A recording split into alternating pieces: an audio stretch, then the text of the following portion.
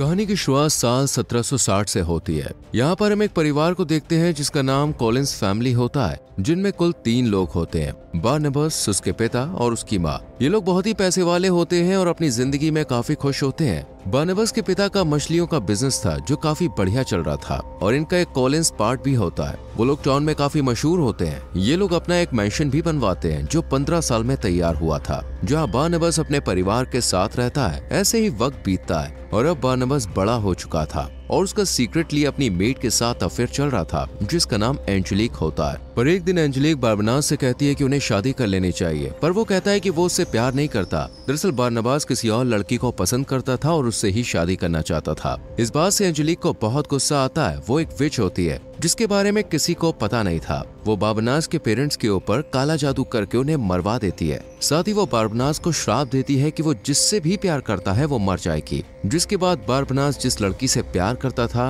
वो लड़की के ऊपर जादू का असर होता है, जिस वजह से वो विडोज हिल नामक चट्टान से कूदकर मर जाती है। बारनबास को यहाँ आने में डर लगता है। वो देखता है कि उसकी गर्लफ्रेंड मर चुकी है। ये देखकर वो बहुत ज्यादा रोने लगता है और वो पूरी तरह से टूट गया होता है। बारनबास की जिंदगी में अब कोई भी नहीं बचा था जिसके लिए वो जिए, इसलिए वो खुद भी चट्टान से कूदकर अपनी जान देने की कोशिश करता है। पर इतनी ऊंचाई से गिरने के बाद भी बारनबास मरता नहीं है, क्योंकि एंजेलिक ने बारनबास के कूदने के बाद ही उसे श्राप दे दिया था कि वो वैम्पायर बन जाएगा और कभी भी नहीं मरेगा, ताकि बारनबास का दुख कभी भी खत्म ना हो। इतना सब करने के बाद भी एंजेलिक को लगता था कि बारनबास उससे प्यार करने लगेगा, पर बारनबास उससे अब और भी ज्यादा नफरत करने लगा था, क्योंकि एंजेलिक ने उससे उसका सब कुछ छीन लिया था। यहाँ एंजेलिक को समझ में आ गया होता है कि वो बारनबास को पा नहीं सकती, इसलिए वो शहर के लोगों से कहती है कि बारनबास एक वैम्पायर है और उसके खिलाफ लोगों को भड़काती है। जिसके बाद वो लोग बारनबास को जिंदा एक कॉफिन में बंद करके मिट्टी में दफना देते हैं। इसके बाद कहानी 196 साल बाद की दिखाई जाती है। ये वर्ष 1972 होता है। यहाँ पर हम विक्टोरिया नाम की एक लड़की को देखते हैं जो कॉलिंस मैंशन में काम के लिए बात करने आई होती है। फिर वो मैंशन के अंदर आती है। यहाँ विक्टोरिया की मुलाकात एलिजाबेथ नाम की महिला से होती है जो इस मैंशन की हेड है। वो भी कॉलिंस फैमिली से बिलोंग करती है। इसके अलावा यहाँ एलिजाबेथ की बेटी रहती है। साथ ही एलिजाबेथ का एक भाई रहता है जिसका नाम रॉजर होता है, पर उसकी पत्नी की मौत हो चुकी है और रॉजर का एक बेटा है जो इसी घर में रहता है। दरअसल एलिजाबेथ ने विक्टोरिया को रॉजर के बेटे की देखभाल करने के लिए काम पर रखने के लिए बुलाया होता है। रॉजर के बेटे को लगता है कि उसकी माँ उससे बात करती है जो कि इस दुनिया में नहीं है। इसके बाद एलिजाबेथ विक्टोरिया से बात करने के बाद उसे काम पर रख लेती है। रात में जब परिवार के लोग डिनर कर रहे होते हैं तब एक डॉक्टर यहाँ पर आती है जो कि साइकेट्रिस्ट होती है, जो रॉजर के बेटे को देखने के लिए यहाँ पर है और इसी मैंशन में रहती है, क्योंकि रॉजर के बेटे को हमेशा लगता है कि इसकी माँ की आत्मा उससे मिलने आती है। यहाँ पर हम सफेद चादर में छिपे रॉजर के बेटे को देखते हैं जो विक्टोरिया को डराने के लिए आया होता है, पर वो उससे डरती नहीं है। यहाँ एलिजाबेथ की बेटी भी होती है जो म्यूजिक सुनते हुए डांस कर रही होती है। इसके बाद विक्टोरिया अपने कमरे में सामान निकाल रही होती है। तभी कमरे के बाहर सफेद चादर में छुपकर रॉजर का बेटा उसे फिर से डराने के लिए आता है। तब विक्टोरिया चादर को उठा देती है। तभी हम देखते हैं कि वहाँ पर एक आत्मा है जो कि उसी लड़की की होती है जिसे बारनबास कई सालों पहले प्यार करता था और जो चट्टान से कूद कर मर गई। वो विक्टोरिया से कहती है कि वो आ रहा है। विक्टोरिया को ये बात समझ में नहीं आती है और वो काफी चिंतित हो जाती है और समझ नहीं पाती कि ये सब उसके साथ क्या हो रहा है। उधर हम कुछ वर्कर को मिट्टी खोदते हुए देखते हैं। तभी उन्हें जमीन के अंदर से कॉफिन मिलता है जो कि बारनबास का होता है। इसके अंदर क्या है ये जानने के लिए जब वर्कर कॉफिन को खोलते हैं तब वैसे ही बारनबास बाहर आ जाता है और एक एक करके कुछ ही मिनटों में उन सभी वर्कर्स पर हमला करके उनका खून पीकर उनकी जान लेने लगता है। वो आखिरी वर्कर से कहता है कि वो कई सालों से प्यासा है। फिर वो उसके गले को दांत से काटकर खून पीकर उसे भी मार डालता है। फिर जब यहाँ से बारनबास कॉलिंस मैंशन में जाता है तब बाहर उसे घर का नौकर मिलता है। यहाँ बारनबास उसे हिप्नोटाइज कर लेता है और अपना गुलाम बना लेता है। यहाँ पर हमें पता चलता है कि बारनबास के पास किसी को हिप्नोटाइज करने की भी पावर है। बारनबास नौकर से पूछता है कि क्या अभी भी कॉलिंस मैंशन में कोई रहता है। वो कहता है कि हाँ। यहाँ पे उसे पता चलता है कि वो लगभग 200 साल बाद कॉफिन से बाहर आया है। इसके बाद बारनबास मैंशन के अंदर आ जाता है और खुद को बारनबास बताने लगता है, पर घर के बच्चों को लगता है कि बारनबास की दिमागी हालत ठीक नहीं है। तभी एलिजाबेथ वहाँ पे आ जाती है। उसे भी वो बताता है वो बारनबास है, पर एलिजाबेथ को लगता है कि वो पैसों के लिए यहाँ पे आया है और वो बारनबास नहीं है। बारनबास अपने आप को सही साबित करने के लिए एलिजाबेथ को एक गुप्त कमरा दिखाता है जहाँ छुपे हुए खजाने होते हैं। वो उसे बताता है कि मैं इंसान नहीं हूँ, मैं एक वैम्पायर हूँ और उसे एंजेलिक ने श्राप दिया है जिस वजह से यह हुआ। यह एलिजाबेथ को विश्वास हो जाता है कि वो सही है। बारबनास उससे कहता है कि मैं यहाँ परिवार के लोग के साथ रहना चाहता हूँ। एलिजाबेथ बारबनास को इस शर्त के तहत रहने की अनुमति देती है कि वो ना तो खजाने के बारे में किसी को बताए और न ही इस बारे में किसी को पता चले कि वो एक वैम्पायर है। बारबनास उसकी बात मान लेता है। फिर सभी लोग जब डिनर कर रहे होते हैं तब एलिजाबेथ बारबनास के बारे में सबको बताती है और कहती है कि वो हमारा दूर का रिश्तेदार है जो इंग्लैंड से आया है। वो शहर में परिवार के बिजनेस और कॉलिंस परिवार की खोई हुई इज्जत वापस लाने के लिए आया है। इसके बाद जब बारबनास विक्टोरिया को देखता है तब वो उससे अट्रैक्ट हो जाता है। वो कुछ समय के लिए विक्टोरिया को अपनी पुरानी गर्लफ्रेंड की तरह देखने लगता है। यहाँ पर बारबनास को पता चलता है कि उनका मछलियों का बिजनेस लगभग खत्म होने वाला है क्योंकि उन पर एंजेलिक ने कब्जा कर लिया है। साथ ही मार्केट में मछलियों का ज्यादातर काम वही करती है। उधर हम एंजेलिक को देखते हैं जिसने बारबनास को श्राप देकर वैम्पायर बनाया था।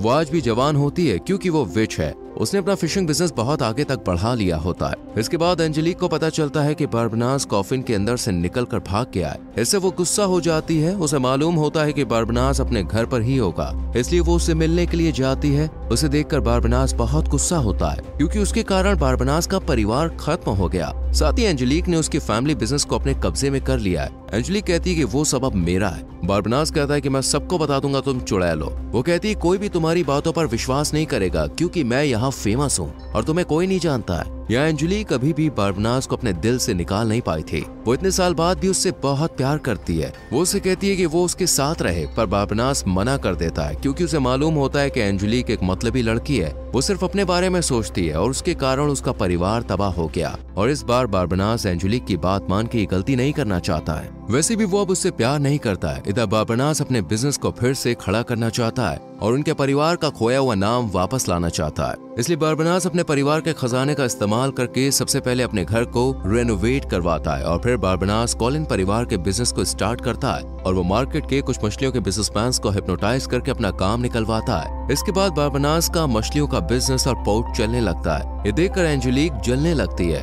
उधर जो साइकेट्रिस्ट होती है जो रोजर के बेटे के लिए यहाँ पर रहती है, वो बारबनास को खून जैसे कुछ चीज के पीछे जाते हुए देख लेती है। जैसे उन्हें बारबनास के ऊपर शक होता है, इसलिए वो बारबनास को हिप्नोटाइज कर लेती है, जिससे उसे पता चलता है कि बारबनास एक वैम्पायर है जो लगभग 200 सालों से जिंदा है। ये बात जानकर साइकेट्रिस्ट एलिजाबेथ को बताती है, पर वो कहती है कि बारबनास से हमें खतरा नहीं है। यहाँ बारबनास अब विक्टोरिया के साथ ज्यादातर समय रहने लगा था और दोनों में दोस्ती हो गई थी और कहीं न कहीं बारबनास उसे पसंद करने लगा था, इसलिए वो अब इंसान बनना चाहता है। इस बारे में जब वो साइकेट्रिस्ट को बताता है, वो कहती है वो उसे इंसान बना सकती है, पर इसके लिए उसके अंदर के खून को निकालकर उसकी बॉडी में इंसानी खून डालना होगा।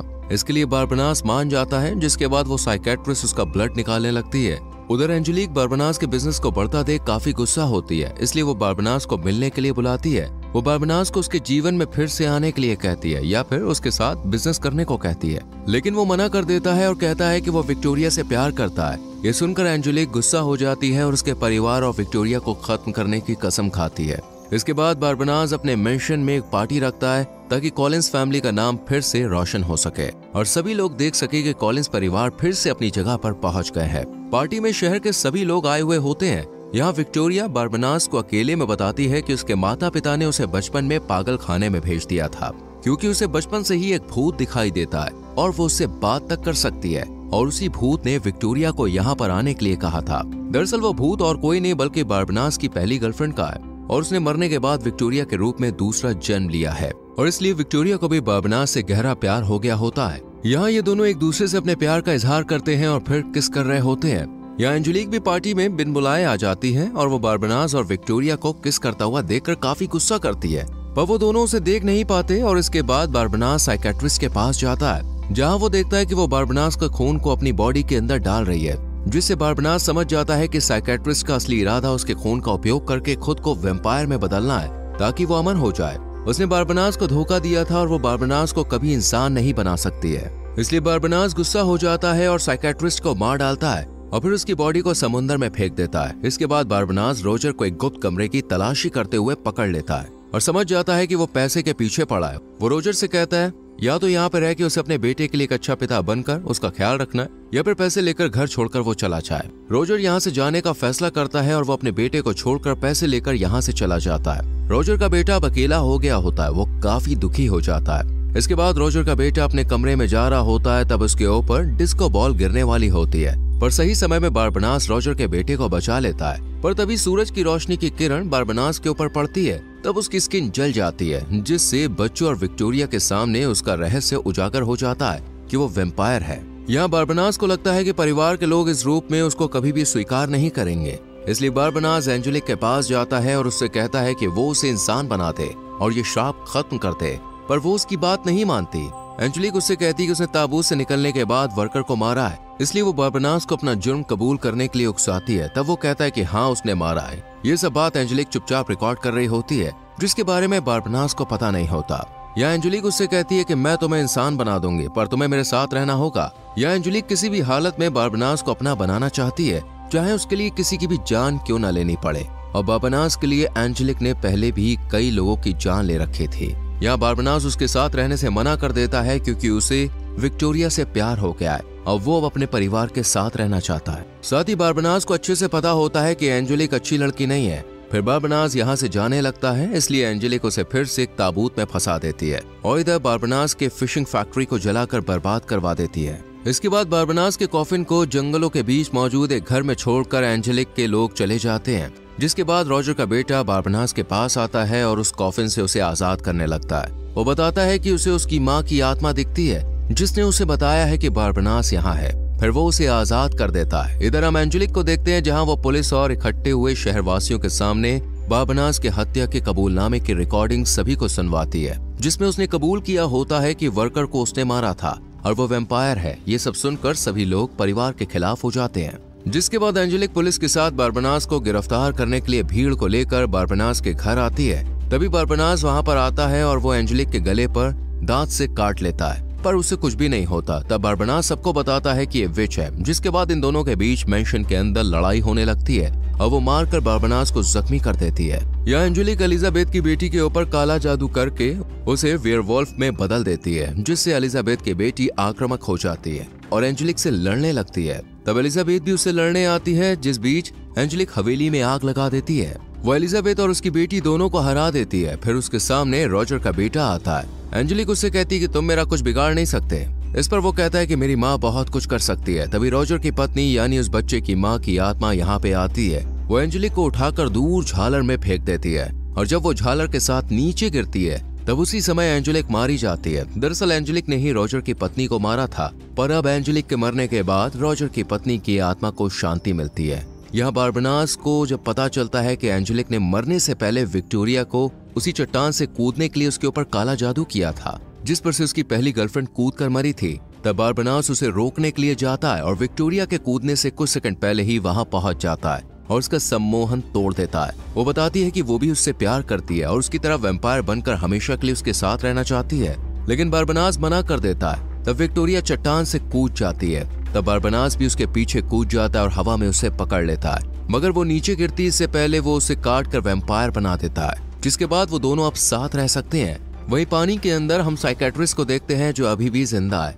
और वो वैम्पायर बन चुकी है क्योंकि उसने बारबनास का खून अपने अंदर डाला था और